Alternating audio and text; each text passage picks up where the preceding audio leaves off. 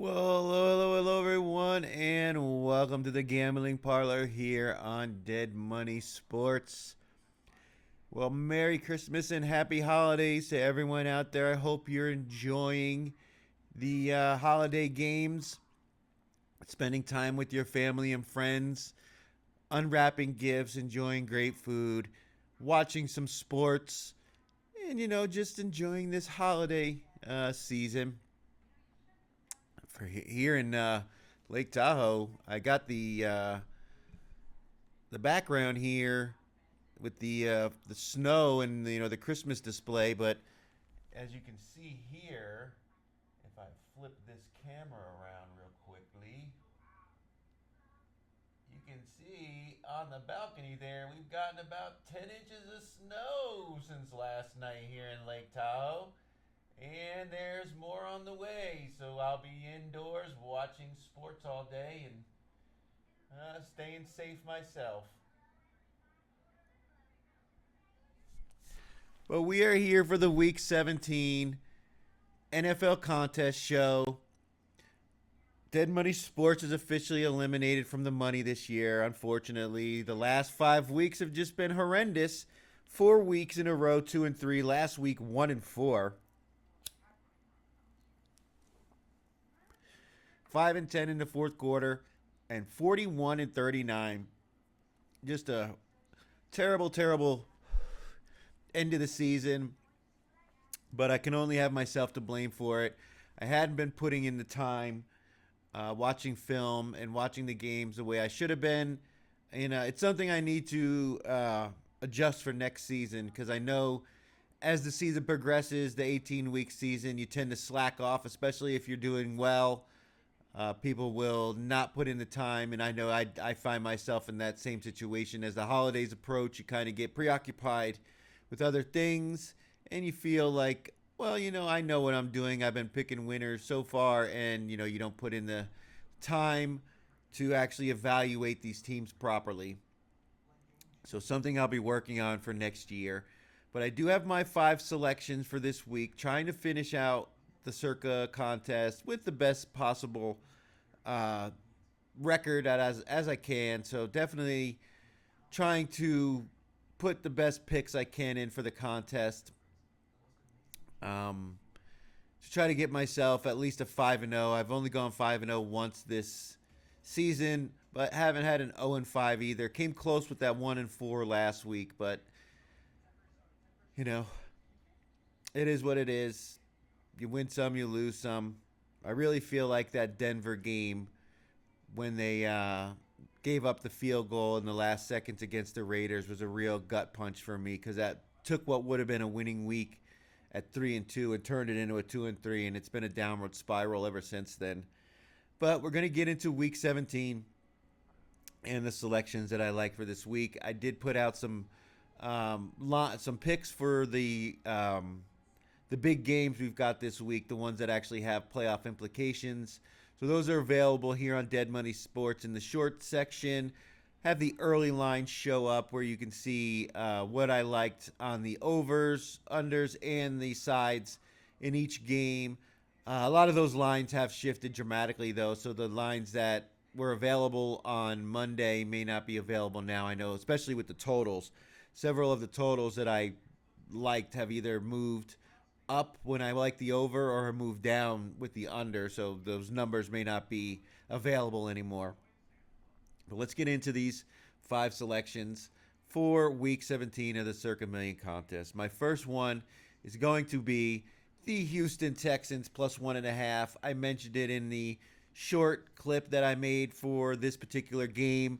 I think Houston's ability to create turnovers on defense, along with Justin Herbert being one of the leaders in interceptions — I believe he ranks 4th with 12 interceptions on the year — could really factor into the outcome of this game. Houston's pass rush should be able to get pressure on Justin Herbert, which will give them opportunities with these ball-hawking DBs that they have to potentially get 1 or 2 turnovers, and that could be the difference in this game. I think that getting back some of their guys along the defensive line will help, since they have struggled against the run, and the Chargers are good at running the ball, but they've they've played 3 really big games, and I don't know if that's going to eventually catch up with the Chargers or if they'll continue to overperform against some of these teams. But I just really like Houston here. I think their offense will be able to pass the ball. The Chargers do have one of the better passing defenses, but I think they're going to give up some points. But I also like the under in this game. I had given that out as well. It's 39.5 because I do think this will be a low scoring game as both teams will not look to they'll both try to not to make mistakes, and I think turnovers could certainly end drives, end possessions with no points, and keep this total low. So I'm going to go with the Houston Texans plus the 1.5. I did say I like the money line if you just want to bet this game straight up. And I also like the under 39.5 for this one. Next up, the Jacksonville Jaguars minus 6.5. I just think the Colts are they're in a downward spiral. They just can't seem to pull themselves out of it. They've done everything they can to try to salvage this season, bringing in guys like Sauce Gardner and reaching out to Phillip Rivers to try to get, at least a competent quarterback in there to try to salvage their opportunity to at least make the wild card. I mean, they started the season 7-1, and the way things are sitting right now, they need all kinds of help in order to even have a shot at making the playoffs. I think they need Houston to lose one game, and they need Jacksonville to lose both games or something along those lines in order to even have a shot to make the playoffs. So I just think their defense is falling apart. Their offense has been reliant on Jonathan Taylor, and he just hasn't been himself I'd say the last 3 or 4 games of the year. The Jacksonville Jaguars, meanwhile, their defense is one of the better defenses against the run. They haven't given up more than 75 yards to one running back all year. So I don't think Jonathan Taylor is going to have much success in this game, and that could certainly lead to turnovers created by this Jacksonville defense, maybe forcing Phillip Rivers into an interception or two. Meanwhile, the Jags offense has just been cooking. Liam Cohen's really got them playing well. He's got Trevor Lawrence playing with confidence. This team, I believe, has scored 25 points or more in their last 8 games. So they're really putting up points. Meanwhile, the defense is playing well. So even though this is a big number in a division game, again, I just think these are two teams really trending in opposite direction. And Jacksonville is going to look to continue their win streak, and I believe they cover this number. I think 6.5, it seems like a lot, but winning by a touchdown doesn't seem out of the realm of possibility for this Jags team. So give me Jacksonville minus the 6.5 for my second pick. The third selection, the Tennessee Titans plus 2.5, finally got a home victory last week against the Chiefs. This defense has actually looked pretty good, and Cam Ward is starting to find his footing. This team, I know a lot of people are talking about how they're looking to improve their draft position, but they have their quarterback. So, I mean, I think building the program and building confidence with this team down the stretch going into next year by winning another home game would be much better than losing and getting maybe a better draft selection. So I really think Tennessee, the right side here. New Orleans has been playing well. They've been on a win streak. They've been pretty good. Their defense has played okay, but they also have suffered injuries everywhere on the offense. They're really down to like the bottom of the barrel guys now, and I just don't know how many more of these games that the New Orleans team can pull out these wins, that they're essentially not really supposed to be winning. There's been a lot of breaks that have gone their way. I just don't think they're going to get that here. I think Tennessee at home with their fan base will keep them in this game. I think the defense will play well for Tennessee, and the offense, again, will be able to score points on New Orleans. I just don't – and also with Tennessee, their special teams have really been a a good factor for them as far as getting these non-offensive scores that have helped Tennessee in these games. So I'm going to take the Titans plus 2.5. I also like the under 39.5 in this game. I don't expect it to be very high scoring. So if you want to jump on that as well. The fourth selection, the Tampa Bay Buccaneers minus 5.5. The Miami Dolphins have checked out. Their defense is checked out. And I know a lot of people have seen Tampa Bay playing. They've lost, I believe, 3 in a row now, 3 straight conference games or division games. But this is a much better team than what we've seen. And as long as they can just control the turnovers, if Baker can just not turn the ball over, this team should have no problem outscoring Miami. Miami's offense, they've got Quinn Ewers. They don't really have much of a passing attack. They look completely out of sorts. They look like they've completely thrown in the towel. Their defense was just horrendous against the Cardinals, and it's not going to get any better with these Buccaneer wide receivers. If they couldn't handle Jamar Chase and T. Higgins, they're certainly not going to be able to handle Mike Evans, Godwin, Egabuka, K-Dot, and the running game for the Buccaneers. So I know the Bucs have been not great over the last few weeks, but I think that's the reason why people are going to be not wanting to back this Buccaneers team. And I think this is a spot where they're going to get themselves in a position offensively. They're going to, play their best football because they know next week they have to play their best game of the year in order to make the playoffs. And, so why not use this as, a de facto scrimmage and really get your confidence up going into that week 18 and then potentially the playoffs. So I do like the Tampa Bay Buccaneers minus the 5.5 here. I also like the under 45.5. I don't expect Miami's offense to score very many points in this game. They can run the ball, but Tampa Bay historically has been good against the run.